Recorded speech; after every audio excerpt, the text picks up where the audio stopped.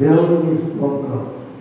పునరుద్ధాన ఆశీర్వాదం దేవుడు మీకు మెండుగా దయచేయను. ప్రియుల ఉదయకాలం 4 నుంచి 7:15 దాకా, అంటే 3 గంటల 15 నిమిషాల వరకు మన సస్యాల్లో చాలా, అంటే మొత్తం సమయంతో వచ్చేసింది. ఇంక ఇవాళ ఎక్కడ ఎవరు రారేమో అనుకొని సందేహంగా మీ మధ్యకి వచ్చింది. అయినా మీరు కొంతమంది రావడం చాలా సంతోషమైంది. దేవుడికే మహిమ కలుగుతుంది. పునరుద్ధానం మానవునికి గొప్ప శక్తినిచ్చేది యేసుక్రీస్తు పునరుద్ధానం. నేను చెప్పడమా, గొప్ప ఈస్టర్. అందరూ చెప్పండి, ఈస్టర్. యేసుక్రీస్తు ప్రభువు అనామిక భాషలో ఎక్కువ ఆయన సువార్త అంతా ప్రవక్తలు ఎబ్రీ భాషలో మాట్లాడారు. మరి అపోస్తులు గ్రీకు భాషలో, అంటే 3 భాగాలుగా 3 భాషల్లో సువార్త ప్రకటించబడింది. అయితే ఈస్టర్ చెప్పండి. ఈస్టర్ అంటే పాత, అంటే మరి ఇది రాత్రి చక్రవర్తి కాలంలో ఒక క్రమమైన పద్ధతి ఏర్పాటు చేసి ఈస్టర్ అని ఏర్పాటు చేశారు. ఏమి ఏర్పాటు చేశారు? ఈస్టర్ అంటే అర్థం ఏంటి అమ్మా? అర్థమే దేవుని ఆరాధించేవారు ఆ కాలంలో. అంటే వారు ఆ క్రమాన్ని పాటించుకుంటూ వచ్చి మనకి ఈస్టర్ అనే ఒక పండుగను ఏర్పాటు చేశారు. దేవుడు స్తోత్రం. అంటే మృత్యుంజయుడు అని వారి దేవతకు మరణము లేదని, దానికి అపజయం లేదనే పేరుతో వారు ఆనాడు ఆ పనులు వాడేవారు. మరి యేసుక్రీస్తు ప్రభువులో మృత్యుంజయుడు, జయశీలుడు. అందువల్ల ఇప్పుడు ఏ పనులు వాడారు? అది అలాగా సాగుతూ వచ్చింది. ఆ కాలంలో వారు యేసుక్రీస్తు విశ్వాసం లేనివారు వారి పండుగలుగా వాడారు. మరి క్రైస్తవులైన మనం అసలు నిజమైన ఈశ్వరుడే యేసుక్రీస్తు చనిపోయి తిరిగి లేచాడు. దేవుడు స్తోత్రం. ఈశ్వరు లేకపోతే సంఘము లేదు. చెప్పండి, ఈశ్వరు లేకపోతే ఏం లేదు? సంఘము దేని వల్ల ఏర్పడింది? ఆయన చనిపోయి తిరిగి లేవడం వల్ల ఏర్పడింది. అయితే మీకు కొన్ని విషయాలు ఈస్టర్ సందర్భంగా కొన్ని సంగతులు మీ ముందు ఉంచాలని ఆశపడుతూ ఉన్నాం. ఇలా ఈస్టర్ లేకపోతే ఏమి లేదని చెప్పుకున్నాం? సంఘము ఏ శక్తితో నింపబడింది? చెప్పండి, పునరుద్ధాన శక్తితో. వాక్యం చదువుకుందాం. అపోస్తుల కార్యాలు 4వ అధ్యాయము 33వ వచనం చదువుకుందాం. 30 ఇదియుగా అపోస్తులు బహుబలముగా ప్రభువైన యేసు పునరుద్ధానమును గురించి సాక్ష్యమిచ్చిరి. చాలు సాక్షి రైతు. దైవ కృప అందరి యందు అధికము. ఎవరైతే ఈస్టర్ గురించి సాక్ష్యం ఇస్తారో, ఎవరైతే యేసుక్రీస్తు ప్రభువు గురించి సాక్ష్యం ఇస్తారో వారి యందు ఎవరి కృప ఉంటదే? దేవుని. వీళ్ళు ఎంతమందికి దేవుని కృప నాపైన ముమ్మరంగా ఉండాలనుకున్న చేయకండి. ముమ్మరముగా ఎవరి కృప ఉండాలి నా మీద? అమ్మా, అలాగైతే మీరు పునరుద్ధానమును గురించి సాక్షులై ఉండాలా. ఏమై ఉండాలా? చూడండి, మొదటి సాక్ష్యము పునరుద్ధానముకు మరియమ్మ గారిని చూస్తాం. యోహాను సువార్త 20వ అధ్యాయము మనము మొదటి నుంచి ఒక 2 వచనాలు చదివి ఉన్నప్పుడు మగ్దలేని మరియా పెందలకడ వచ్చి రాయి పొడిగించబడి చూసి ఆమె పరిగెత్తుకొని పోయి ఏమని చెప్పింది? యేసును ఎవరో ఎత్తుకొని పోయి. చెప్పండి, ఏమని చెప్పింది? చెప్పాలా? మన ప్రధానమంత్రి గారు ఈరోజు రాజీనామా చేసినట్లు సుప్రీంకోర్టు నుంచి వార్త వచ్చింది, ఇప్పుడే అందిన వార్త అని ఎందులో పెట్టారు? వాట్సాప్లో. అది నిజమేనా? అది ఏ వార్త? ఫేక్ చెప్పండి, అవునా?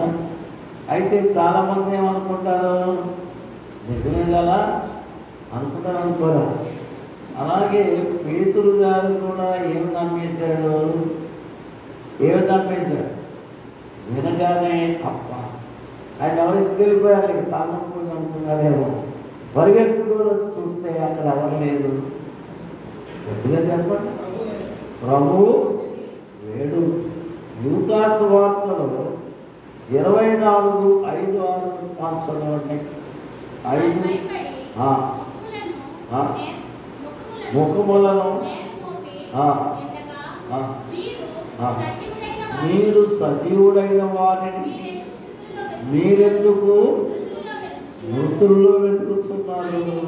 ఆయన ఎక్కడ లేచి ఉన్నాడు. ఆయన ఎక్కడ లేడు? నీ అప్పుల దగ్గర, నీ పాపడికాల దగ్గర, నీ దిగుల దగ్గర, నీ చింత దగ్గర, నీ అనారోగ్యం దగ్గర, నీ అవస్థల దగ్గర ఆయన లేడు. ఆయన ఏమై ఉన్నాడు? సజీవుడు అన్నాడు. ఒకసారి చెప్పాలా మనం? ఏమై ఉన్నాడు? మరణమాని ముళ్ళు ఎక్కడ ఎక్కడ మరణమాని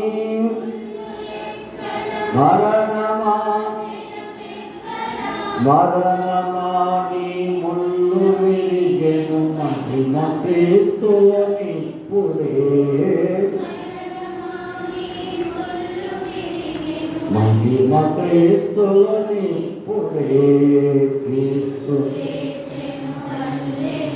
చూడండి, మనము వాక్యమును చూస్తే యేసు ప్రభు 24వ అధ్యాయంలోని 25వ వచనం చదవండి.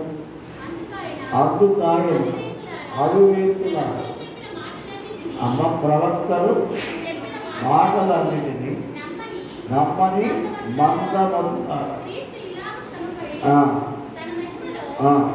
ప్రవేశించిన.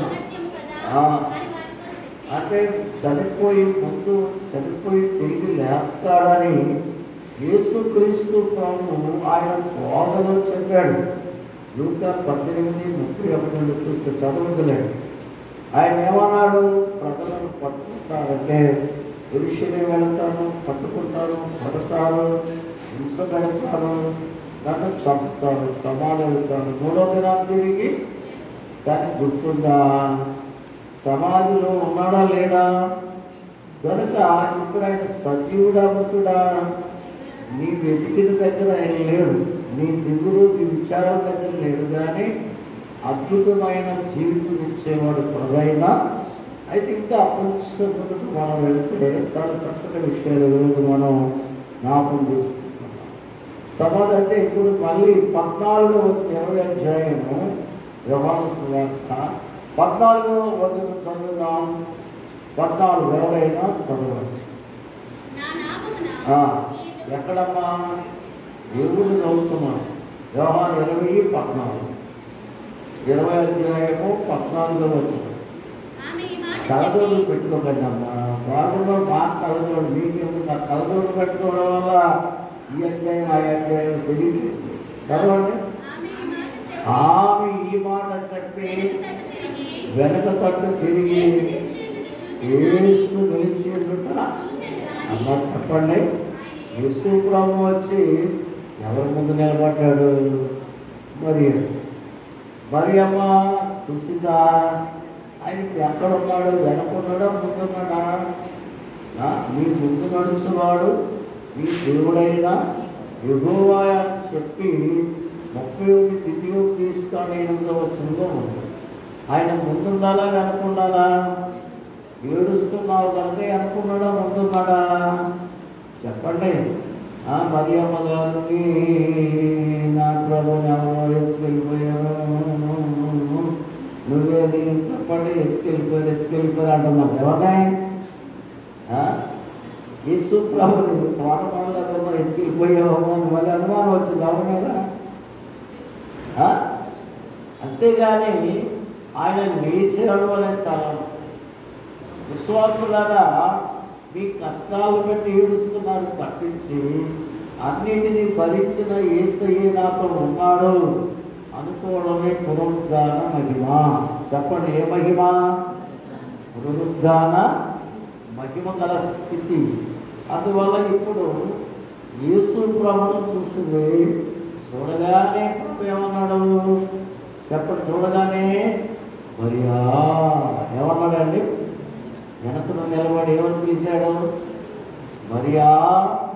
ఎందుకు పిలిచాడంటే ఆవిడ త్యాగశీలి. 7 దెయ్యాలు వదిలించబడ్డారు. 8 దెయ్యాలు అవునా? అందువల్ల మరి ఆవిడకి అప్పుడు బెదిరిపోయి ఉన్న మనిషి ఇప్పుడు యేసు ప్రభు దానికి కనబడకపోతే స్వహత్య చేసుకుంటుంది. ఆవిడ ఆత్మహత్య చేసుకుంటుంది. మొట్టమొదట పునరుద్ధాన చెప్పండి, స్వహత్య చేసుకున్న వాళ్ళు ఎవరుంటారు? మరియమ్మ ఉంటుంది. అందుకే వెంటనే యేసు ప్రభు ఏం చేశాడు? మరియా ఏమన్నాడు? మన కష్టాల్లో శ్రమలకు వెళుతున్నప్పుడు ఆయన స్వరం ద్వారా మనం మాట్లాడకపోతే మనం నశించిపోతాం. అందువల్ల ఇప్పుడు చూసేమండి రబ్బోని. ఏమందండి? రబ్బోని. రబ్బోని అంటే బోధకుడా, బోధకుడా ఇక్కడే ఉన్నావా అని ఆనందపడింది. దేవుడు స్తోత్రం. ముందు లేడని చెప్పింది. 2 కనబడినందున ఏడ్చి యేసు ప్రభుకి నింద వేసింది. నువ్వు దొంగలా ఉన్నావు. యేసు ప్రభు ఎలా ఉంటాడు? నష్టాలు కష్టాల వైపు చూస్తున్నప్పుడు ఆయన మనకు శత్రువులై కనబడతాడు. మనం ఎప్పుడైతే మనోనిబ్బరం తెచ్చుకుని ప్రార్థిస్తామో, ఆయన లేఖనాన్ని జ్ఞాపకం తీసుకుంటామో అప్పుడు ఆయన మహిమ మనకి అర్థమవుతుంది. అందువల్ల ఇప్పుడు చూడండి 17వ వచనంలో ఏమంటున్నాడు? ఎందుకు ఏడ్చుచున్నావు? ఎవరిని వెతుకుతున్నావు అనుకొని నువ్వేమి మోసుకొని.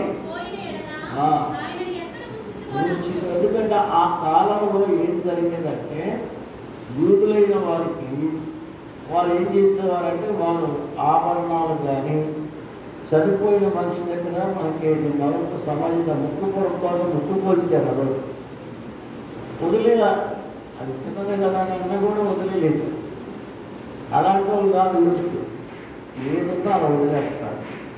తర్వాత విలువైన వస్త్రాలు వేస్తారు. తర్వాత సుగంధ ద్రవ్యాలు అంటే ఒకటి పూసేయడం కాదు, అది వాళ్ళ యొక్క ఫ్యాక్ట్గా దాన్ని చేస్తే ఎన్నాళ్ళు ఉన్నా కానీ ఆ దేహం ఏం కాదు. అందువల్ల ఆ ఫ్యాక్ట్ తీసేయవచ్చు, ఎవరికైనా అమ్మేయవచ్చు. అందువల్ల వారు ఏం చేస్తారు? శవాన్ని పట్టుకెళ్ళిపోతారు. దొంగలు దానికి సంబంధించిన పట్టుకెళ్ళిపోయి ఆ వస్త్రాన్ని తీసేసి ఎక్కడో పడేస్తారు. అలా కానీ జరిగిందేమో అని అడిగింది. ఎవరు అంటే మరియమ్మ యేసు ప్రభుని దృష్టిలో ఆ ప్రేమతో సంతరిస్తుంది. కానీ ఆయన దొరకలేదనే బాధే, కానీ లేచాడనే సంతోషం లేదు. ఇప్పుడు 17 చదవండి. 17 నేను ఇంకనూ తండ్రి యొద్దకు దేవుడు స్తోత్రం. కాబట్టి యేసు ప్రభువుని ఎప్పుడైతే ప్రభు మరియను పిలిచి పలకరించాడో, రబ్బుని అని బోధకుడని అంగీకరించిందో, అప్పుడు ఆయన చెప్తున్నాడు, నన్ను ముట్టుకోవద్దు, నన్నేం చేయొద్దు. అంటే చాలామంది ఏమంటారు, మరియమ్మ ముందు అబద్ధం ప్రకటించండి, ఆయన ఎవరో ఎదుర్కోయారని, తర్వాత యేసు ప్రభువునేమో తోటమాలని అనేక రకాలు అంత. కాబట్టి ఆమె అవిశ్వాసం. ఆమె ఎవరు? ఒకసారి చెప్పండి మీరందరూ. ఆమె ఎవరు? విశ్వాస అవిశ్వాస? మరి వాళ్ళు ఫేక్ వార్తలు చెప్తున్నాను ఏమంటారు? అవునా కాదు? అవునా కాదు? ఆమె ఎవరు? మరి మీకు విశ్వాసం ఉందా అవిశ్వాసం ఉందా? ఒకసారి. కానీ అది కరెక్ట్ కాదు. ప్రభు ఎందుకు ముట్టుకోవద్దన్నాడు? లేవీ కాండంలో 23:11 వచనం మనం చూస్తే, యాజకుడైన వారు పంట వేస్తారు. పంట వేసిన తర్వాత యూదులైన వారికున్న అలవాటు ఏంటంటే, పంట వేసిన తర్వాత వారు ఏం చేస్తారు? అందరూ కూడా యాజకుడికి వారి విత్తనాల్లో దశభాగం ఇస్తారు. ఆ విత్తనాలు యాజకుడు ఒక పొలానికి పంట వేస్తారు. అది పండిన తర్వాత ఆ పంట తీసుకొచ్చి మొట్టమొదటిగా ఎవరి సన్నిధిలో అల్లాడిస్తాడు? యెహోవా. అల్లాడించిన తర్వాత అంటే విశ్రాంతి దినము మరుసటి రోజు, అంటే విశ్రాంతి దినంలో, సబ్బాత్ దినంలో యూదులు ఏం చేయరు? ఎలాంటి పని చేయరు. అందుకని మరుసటి దినాన వారు ఆ పని తీసి దేవుని సన్నిధిని అల్లాడింపజేస్తారు. దేవుని స్తోత్రం. హల్లెలూయా. ఇప్పుడు యేసుక్రీస్తు ప్రభువు ప్రధాన యాజకుడుగా ఉన్నాడు. మన ఎబ్రీ పత్రిక అంతా చూస్తే ఆయన ఏమై ఉన్నాడు? మన ప్రధాన యాజకుడు. 4 అధ్యాయంలో 5, 7 అధ్యాయంలో ఆయన గురించి అనే అధ్యాయులు కనబడతారు. అయితే ఈ ప్రధాన యాజకుని పనేంటి? మొట్టమొదటిగా దేవుని సన్నిధిలో విశ్రాంతి దినం మనుషుల దినాన పన అల్లాడించినట్లుగా మొట్టమొదటిగా యేసు ప్రభువు ఆయన ప్రథమ ఫలంగా మృతుల్లో నుంచి లేచాడు. దేవుని స్తోత్రం. లేచాడు కనుక మనము మత్తయి సువార్త 27వ అధ్యాయం 53వ వచనం మనం చూస్తే, సమాధి 4వ మాట ప్రభు పలికినప్పుడు సమాధిలో నుంచి అనేక మంది వారికి కనిపించారు. వారికి అంటే ప్రభువుతో పాటు ప్రథమ ఫలంగా ఆ లేచిన వారందరినీ తీసుకొని ఆయన ఎక్కడికి వెళ్ళాలి? ఇప్పుడు మొట్టమొదటిగా తండ్రి సన్నిధికి. దేవుని స్తోత్రం. అందువల్ల నీవు నన్ను ఇప్పుడు అంటుకోవద్దు, దగ్గరికి రావద్దు. నేను ఇప్పుడు ఎక్కడికి వెళ్తున్నాను? తండ్రి సన్నిధికి వెళ్తున్నాను. యాజకుడు విశ్రాంతి దినం తర్వాత అంటే ఆదివారం ఎలాగైతే పన అల్లాడిస్తాడో, ఆయన మరణం నుండి ఆ 4వ మాటలో నుంచి ఎవరైతే ఆ భూమి అంటే ఆ సభకు బయటకు వచ్చారో వారిని ఎవరికి అర్పిస్తాడో వెళ్ళి యాజకుడుగా, మొట్టమొదటిగా ప్రధాన యాజకుడుగా వారు సేన అర్పించారు. ఈయన సేన ఎవరంటే ఆత్మలు. దేవుని స్తోత్రం. అందుకే అల్లాడించడానికంటే సన్నిధికి ప్రాధాన్యత. ఎవరికి? నేను మీతో వచ్చాను, మీతో పెరిగాను, మీ మనిషినే, కానీ ఇప్పుడు నేను విజయశీలుడుగా ప్రభు కొరకు వచ్చాను కనుక వీళ్ళందరూ తీసుకెళ్ళి ఎక్కడికి అప్పగించాలా? తనకున్న బాధ్యత మరియమ్మకు చెప్పాడా? పేతురుకు చెప్పాడా? యోహానుకు చెప్పాడా? ఎవరు చెప్పాడు? తప్పో ఒప్పో తెలుసో తెలియకో వెతికింది ఎవరు? మరియమ్మ. దేవుని స్తోత్రం. అందువల్ల మరియమ్మకు తాను చేయబోయేవన్నీ మనము ఆది కాండములో 18, 17 వచనం, నేను చేయబోయిన దానిని అబ్రహామునకు చెప్పకుండా ఉండునా అన్నాడా లేదా? ఇప్పుడు ప్రభు కూడా ఆయన అంతరంగంగా ఆయన మనసును, ఆయన ఆలోచనలను అనుసరించినటువంటి వ్యక్తిగా ఎవరు కనబడుతున్నారు? మరియమ్మ. అందుకే దాన్ని ఏం చేయబోతున్నాడు ఎవరు చెప్పారు? అయితే మా బోధకులు ఏమంటున్నాం? ఆమె అవిశ్వాసి. చాలా మంది ఏమంటున్నారు? తను చేయబోతున్న మరణం పునరుద్ధాన సాక్ష్యానికి రుజువుగా ఉన్న మరియమ్మకు తెలియచేయబడింది. దేవుని స్తోత్రం.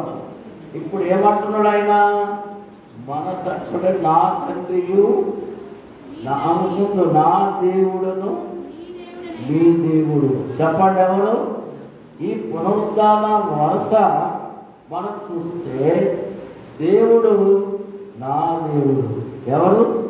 ఇప్పుడు నేను చనిపోయి తిరిగి లేచాను కనుక, మరణమును జయించాను కనుక నా దేవుడు మీ దేవుడు. చెప్పండి, నేనెంతగా దేవుడి ఎదుట నిలబడగలుగుతానో మీరందరూ కూడా ఎవరి ముందు నిలబడడానికి అర్హులు? చెప్పాలి మరి. అవునా కదా? దేవుని స్తోత్రం. తర్వాత నా తండ్రియు మీ తండ్రి. ఆయనే నాకే తండ్రి. తండ్రి క్షమించమన్నాను, ఆయన క్షమించారు. మీరు కూడా తండ్రిని ఏమడిగినా చేస్తారు. అందుకని ఇప్పుడు ఎవరైనా నన్ను బట్టి చెప్పండి, దేవుడు నా దేవుడే మీ దేవుడు. నన్ను లేపిన వాడే మిమ్మల్ని లేపుతాడు. నన్ను బ్రతికించిన వాడే మిమ్మల్ని బ్రతికిస్తాడు. నన్ను బలపరిచిన వాడే మిమ్మల్ని చెప్పండమ్మా. అలాగే నా తండ్రి మీ తండ్రి. ఎవరు చెప్పండి? నా మొరాలకిచ్చిన వాడే నీ మొరాలకిస్తాడు అని చెప్పి ప్రభు పరలోక దేవునికి మనకి సంపూర్ణమైన బంధం ఇచ్చింది పునరుద్ధానము. చెప్పండి అందరూ ఒకసారి చెప్పాలి. మరి ఏం తీసుకొచ్చింది? అయ్యో, సహవాసం. ఎవరితో? తండ్రితోనూ కుమారుడితోనూ పరిశుద్ధాత్మతోనూ మనం సహవాసం, స్నేహితులు. ఏమయ్యా చెప్పండి, ఎవరు కనబడకపోయినా అంత బాధపడదు. కానీ అత్యున్నతంగా మనకు స్నేహితులైన వారు కనబడకపోతే ఏమైపోతాం మనం? జాబ్ సెలవురాలు అయిపోతాడు. ఆయన పెద్ద జమీందారు, పెద్ద పాస్టర్, నిష్ణాంతలు కలిగాడు. నేను చిన్న పేదవాడు, సిద్ధి లేని పామడు, చిన్న పట్టణం, బాగా దరిద్రుడు. ఆయనతో సహవాసం ఏర్పడిన తర్వాత వారంలో ఒక్కరోజు, ఇప్పుడంటే మనకి కాల్ అన్ని బాగున్నప్పుడు కమ్యూనికేషన్ ఎస్టీడీ ఫోన్లే, వారంలో ఒక్కరోజు ఫోన్ చేయకపోతే ఆయన మరి అప్పుడు ఫోన్ మన దగ్గర లేదు కదా, ఆ ఎస్టీడీ గుర్తు చేయాలి. ఆయన ఎందుకు చూస్తూ ఉండేవాడు, ఫోన్ చేయగల. అబ్బా చేసావమ్మాయి, ఏమైంది, ఈ రోజులు అయిందా, నీ మాట నిన్నానికే అనేవాడు. సహవాసం, సహవాసానికి వ్యక్తిస్తూ ఉంటాయా? అలాగైతే పరమున్న దేవుణ్ణి నీకు సహవాసగా ఇచ్చాడు యేసయ్య. దేవుడు స్తోత్రం.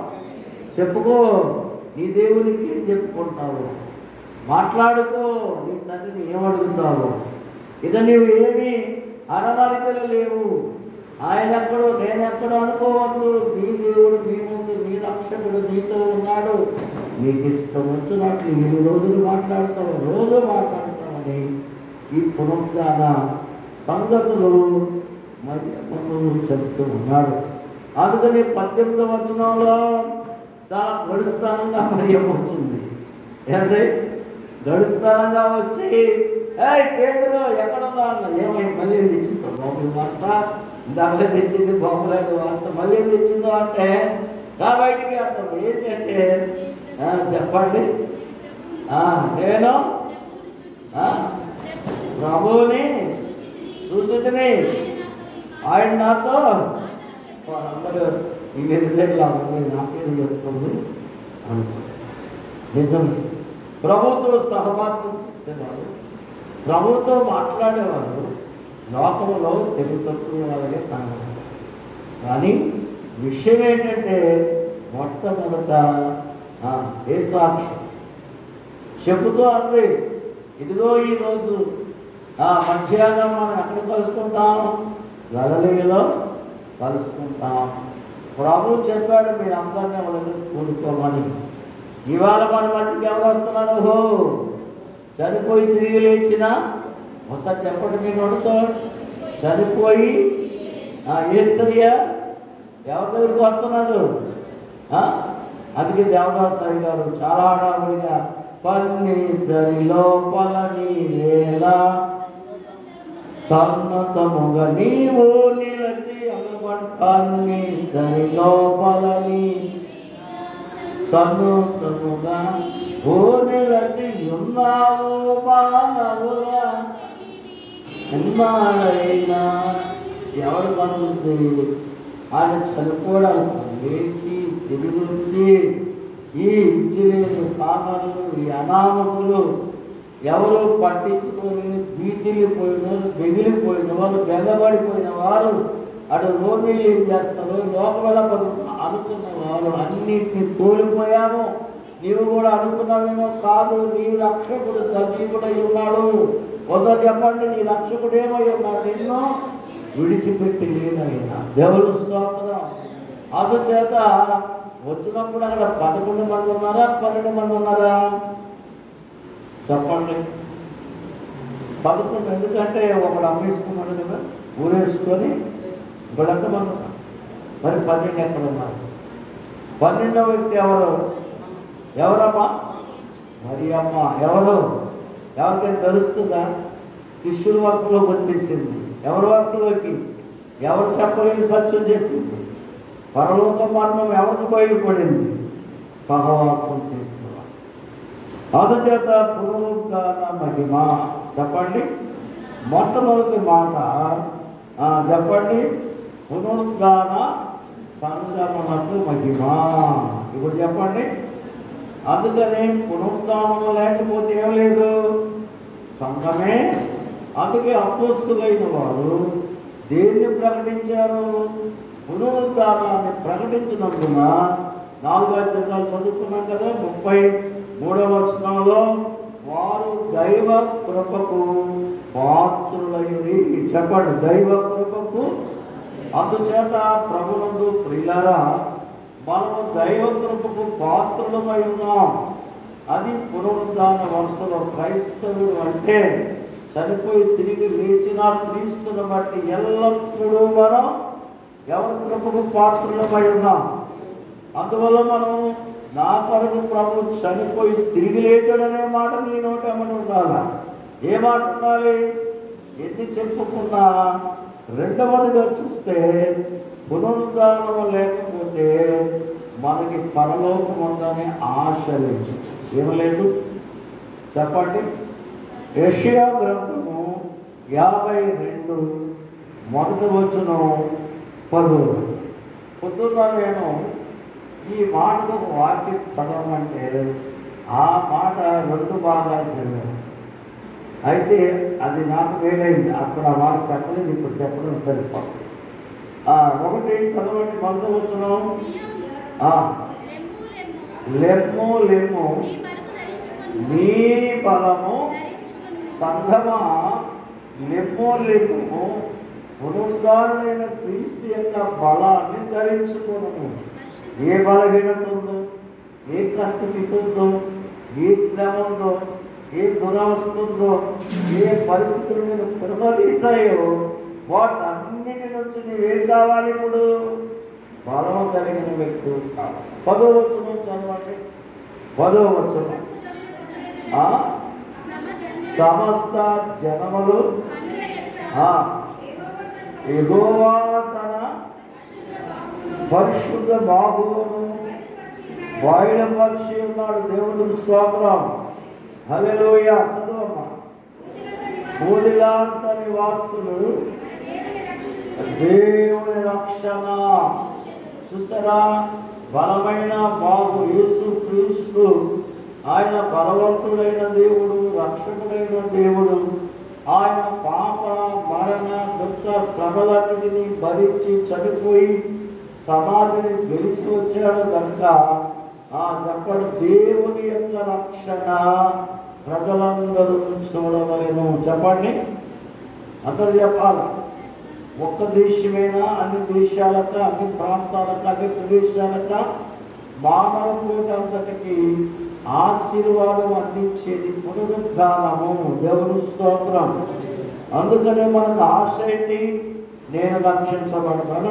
సరే, ఎటువంటి కష్టం ఉన్నా, ఎటువంటి ఆపద ఉన్నా, అది మరణకరమైనదైనా, మోసపోతున్న పరిస్థితులు ఏవైనా కానీ నన్ను బతికించే దేవుడు ఉన్నాడు. దేవుడు స్తోత్రం. నన్ను జయింపజేసే దేవుడు. జయము రాక పూర్వంబే జయమను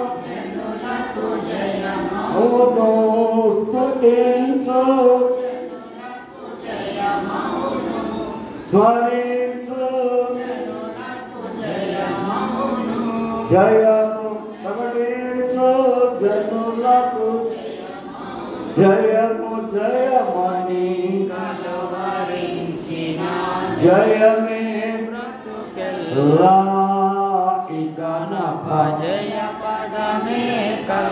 కొలసీ పత్రిక 3వ అధ్యాయము 3వ చదువుతున్నా 3వ వచనం. కొలసీ పత్రిక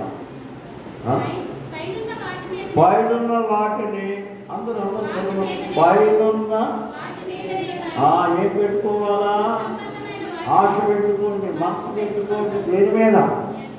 పైనున్న వాటి మీదనే. భూ సంబంధమైన వాటికి ఎప్పటికీ చెప్పటి పునరుద్ధానం ఎదుట ఏ విలువ లేదు. క్రీస్తు పొందిన మరణ పునరుద్ధానం ఎదుట ఈ లోకానికి ఏమీ లేదు. సాటి ఈ లోకము సాటిగా. అలాగే పునరుద్ధానుడైన క్రీస్తుని బట్టి సంఘానికి లోకము సాటి కాదు.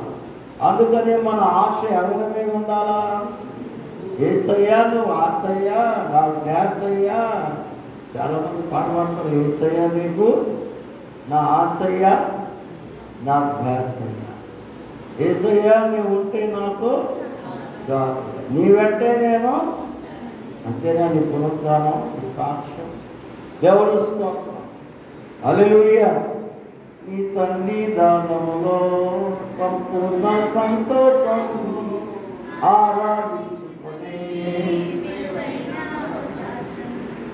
కోల్పోయినవన్నీ నాకు ఇచ్చుటకును, అన్నిటినీ ఇచ్చుటకును నీవే రాకపోతే. అలాగే పాడము. నీవే నీవే నీవే ఏం లేదు.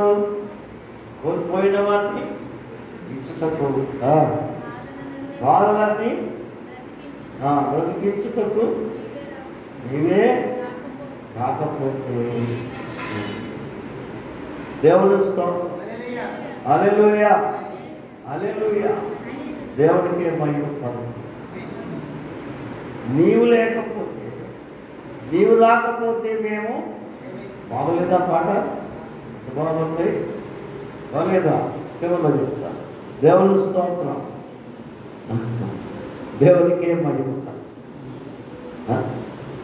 ఇవన్నీ లేకపోతే, ఇవన్నీ అవసరమా? ఏం కోల్పోయా? ఏమండి అన్నీ కాదు. క్రీస్తుంటే ఉన్నట్టుగా నువ్వు చివరిలో చెప్తున్నావు. దేవుని స్తోత్రం. మూడవదిగా మనం చూస్తే, మూడా రెండా? సంతోషం. చెప్పండి. సంతోషము నాకు సంతోషం. సంతోషం పాడండి కదా. సంతోషం ఉంటే సంతోషం. నాలో వేస్తుంటే, నీలో వేస్తుంటే ఏంటో సంతోషం. వచ్చిందేనా? చాలా సంతోషం. దేవుని స్తోత్రం. హల్లెలూయా. పడి దొరికింది, వస్తువు దొరికి వాటిని లోక సంబంధమైన వాటిలోనే మన పాటలు ఉన్నాయి. పరసంబంధమైన వాటిలో ఇవి లేవు. చెప్పండి. దేవుని స్తోత్రం. సురక్షలయు మూత్రయు బలిమి కావలి కలిమిలాయను.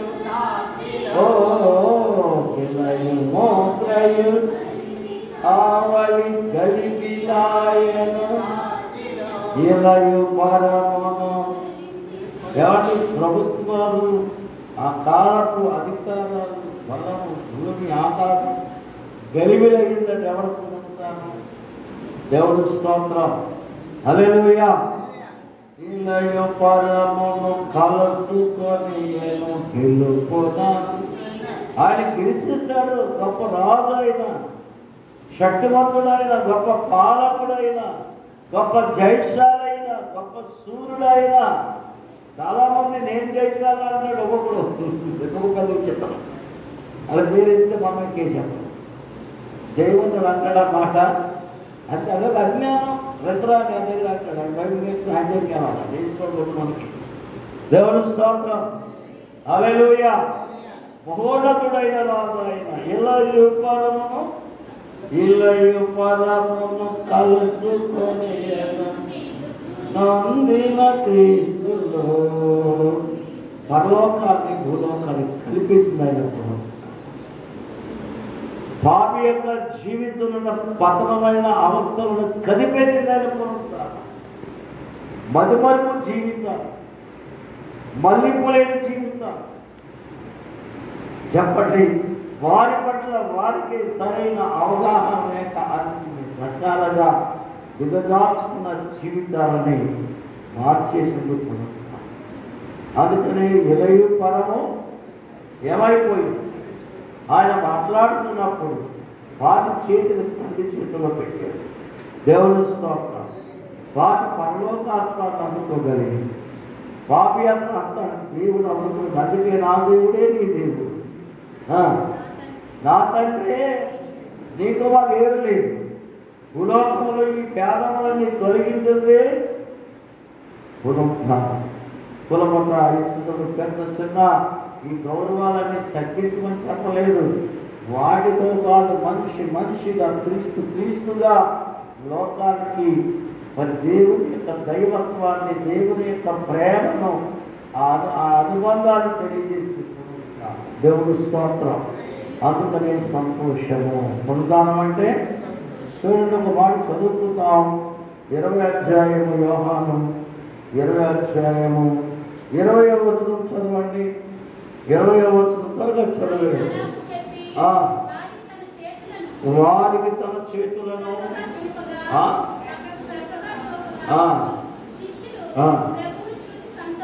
ప్రభువును చూసి, అయ్యో చెప్పండి, ఎవరిని చూసి? ప్రభువుని చూసి. దేవుడు స్తోత్రం. ఎందుకంటే నా కొరకు యేసయ్య చనిపోయి తిరిగి లేచాడు. ఎందుకంటే సంతోషం ఏముంది? హెబ్రీ పత్రిక 2:9 ఏముంది? ఆయన మనుషులందరి కొరకు, చెప్పండి, మానవులందరి కొరకు ఆయన ప్రతి మనిషి, ఇక్కడ ఉన్న ప్రతి ఒక్కరి కొరకు. ఒకసారి నీ ముఖం ఆయన ముందు ఆయన పొందాము, నా కొరకు నువ్వు చనిపోయావయ్యా అనేటువంటి గొప్ప హక్కు దేవుడు మనకి ఇచ్చాడు. సంతోషం. ఒకసారి చప్పట్లు కొట్టారు అందరూ. పునరుద్ధారమైన చప్పట్లు ఉన్నాయి. చప్పట్లు వినపట్ల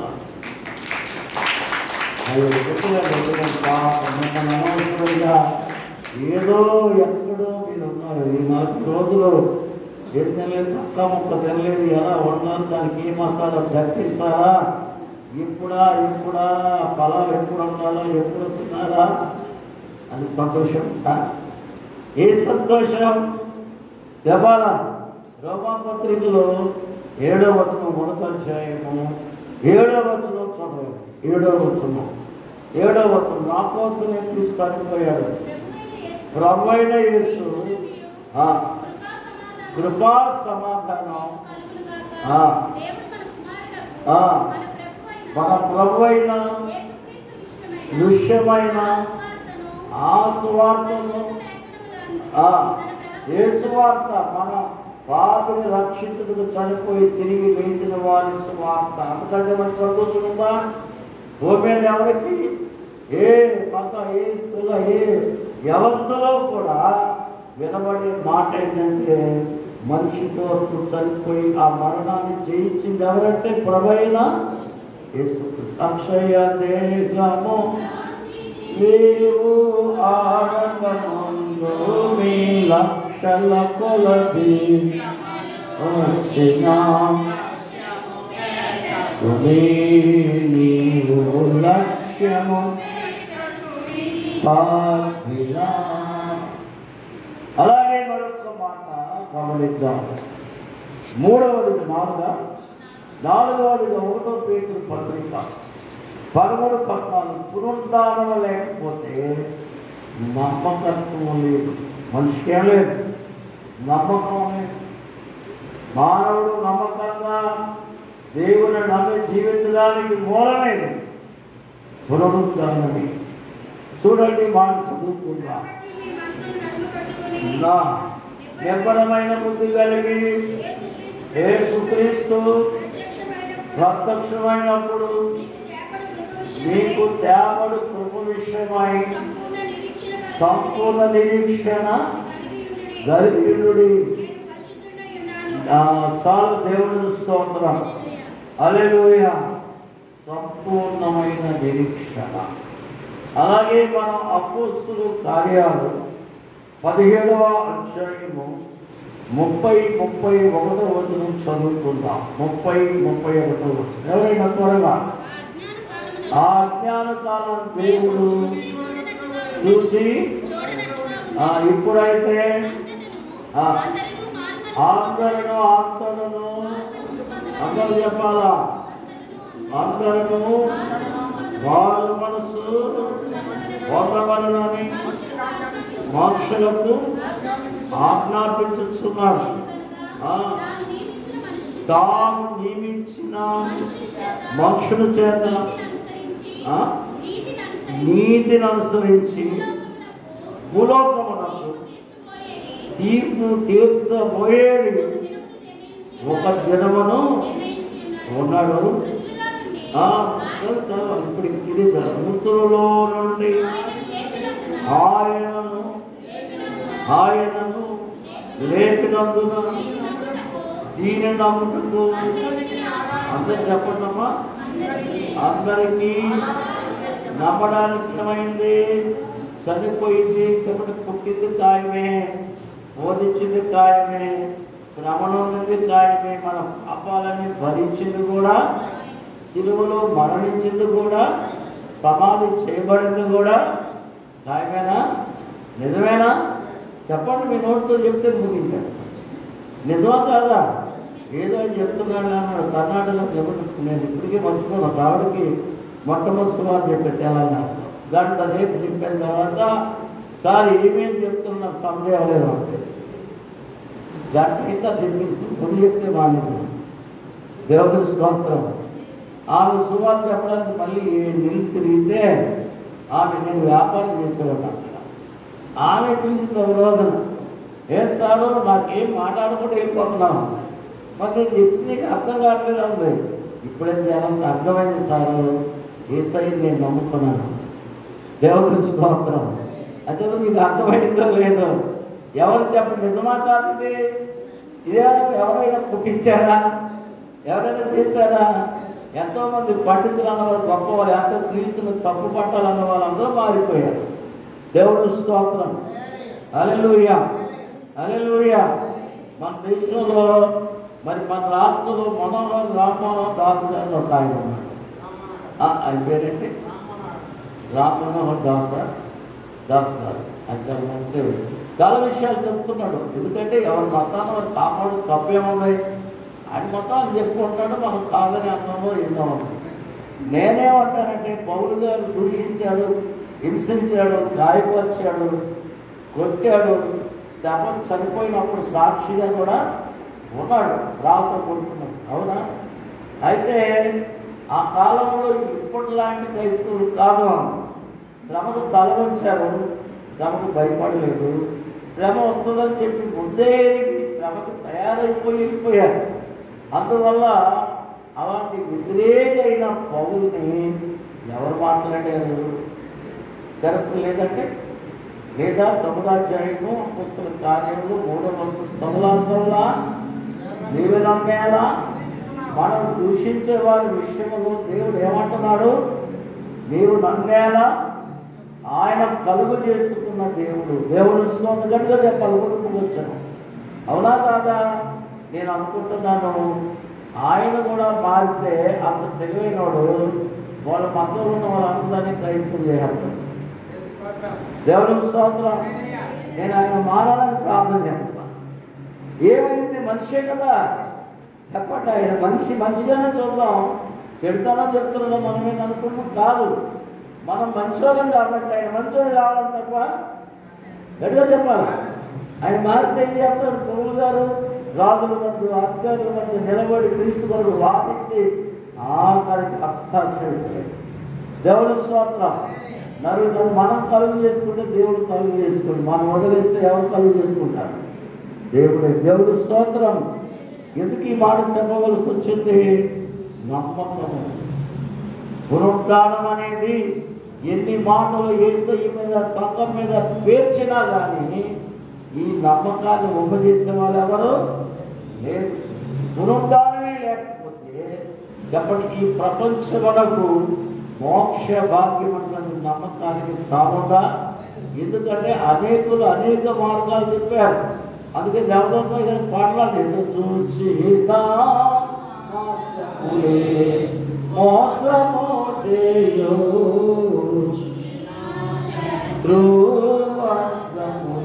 ఎటు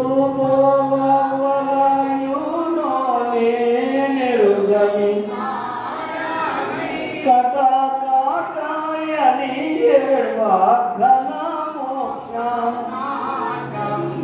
ఈ మార్గమే పశ్చాత్తాపం తెచ్చింది. ఈ మార్గమే పాపాన్ని కలిగింది. ఈ మార్గమే పవిత్రతను ఎతికింది. ఈ మార్గమే విశ్వాసాన్ని నింపింది.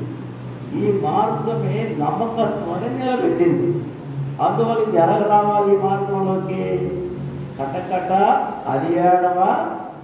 మరి అన్ని మార్గాల్లో మేము గతంలో ఉన్నప్పుడు ఏం చేసేవాళ్ళం చెప్పండి? ఎక్కడ నిలబడతాం? అక్కడ రూపాయి పట్టు కళ్ళు కదుపుకోవాలి. మంచి కనపడుతుంది. ఎవరికి చేయలేదు ఇంతే. కానీ కన్నీరు ఉందా? పశ్చాత్తాపం ఉందా? ఒకసారి తలుసుకున్నాం, తప్పు చేసిన భగవంతుడు అంటే పోతనుకున్నారు. పోతాన్ని కన్నీళ్ళ ద్వారా చెప్పండి నమ్మకత్వాన్ని కలిగించే మార్గమే పునరుద్ధరణ చేస్తుంది. ఆయన పునరుద్ధానము ప్రపంచమంతా నమ్మదగినది. దేవుడు స్తోత్రం. దేవుడు మనం దీవించను కాక. అందువల్ల ఇప్పుడు చెప్పండి, ఒకటి పునరుద్ధానం అనేది సంఘము, సంఘ స్థాపనకు మూలం కనుక సంఘాలకు సాక్షులైంది క్రీస్తు తిరిగి ఆయన మేము చూసాం. దేవుడు స్తోత్రం. రెండవది ఆశ. అది లేకపోతే ఆశే లేదు మనకి. మూడవది సంతోషం. ఏం లేకపోతే సంతోషమే లేదు. నాలుగవది నమ్మకం. మనిషిగా ఎందుకు జీవిస్తూ అర్థమయ్యేది కాదు. పునరుద్ధానం వలనే ఆ నమ్మకాన్ని మనం ఈ లోకంలో కలిగి ఉన్నాం. కనుక నమ్మండి. బాధలు, కష్టాలు, సమస్యలు మనకే వస్తాయి. కానీ పునరుద్ధానం అనే శక్తి కృపను మీ మీద, మా మీద, మన మీద కమరించబడుతుంది. కనుక ఏ శక్తి ఎదుట, ఏ బలహీనత మనం బలహీనము ఎన్నడికి కాలేదు. ఏ దుఃఖమైన నీ దగ్గర ఓడిపోవలసింది. ఎందుకంటే ఆయన గెలుచుకొచ్చాడు నీ కోసం. ఆయన చెప్పండి గెలుచుకొచ్చాడు. అందుకని గీతం చెట్టు చివరి చరణం పాడండి. ఎలా పాడతారు? పుస్తకాలు చూడాల్సిన సంవత్సరం కూడా పాడతారు. రోజు పాడాలి. గుమ్మము తెరచి చక్కగా గుమ్మము తెరచి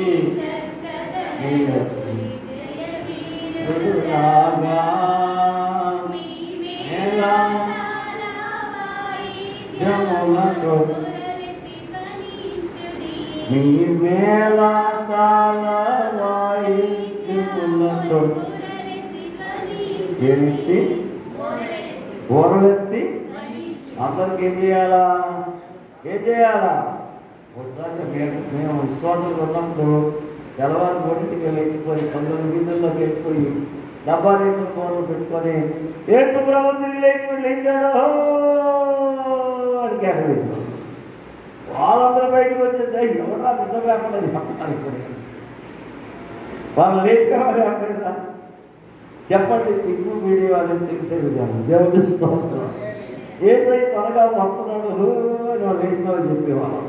దేవుడి స్తోత్రం. మన బ్రతుకులో ఉన్న సమస్త వాటిని వదిలేస్తాం. పునరుద్ధారణ నమ్మకాన్ని ఘనంగా పట్టుకొని ఆయన అనుగ్రహించను కాక.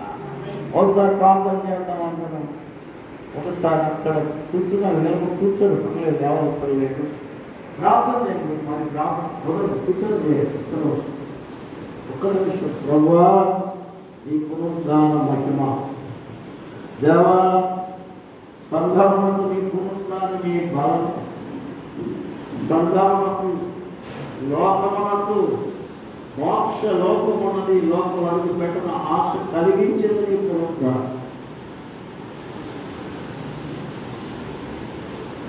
నీ పునరుద్ధానమే ప్రతి మనిషి కొరకు కట్టి తిరిగి లేచావు. సంతోషం నా కోసమే తిరిగి లేచావు. నాలుగవదిగా నా నమ్మకం నీ పునరుద్ధానం. నాలో ఉన్నవన్నీ నా బలహీనతలన్నీ అంతరించిపోయి నమశక్యము కానీ లోకములో నమ్మకానికి మూలమైన పునరుద్ధాన శక్తి నా పైన కుమ్మరించు. నా సందేహాలు సంశయాలు నాలో నా అనంతాలను తొలగించి బలపరచమని దయాళువైన తండ్రి ఈ పునరుద్ధాన బలం ప్రజలకి మని వచ్చిన వారికి మన యేసును అడుగుచున్నాం తండ్రి. కూర్చున్నాం.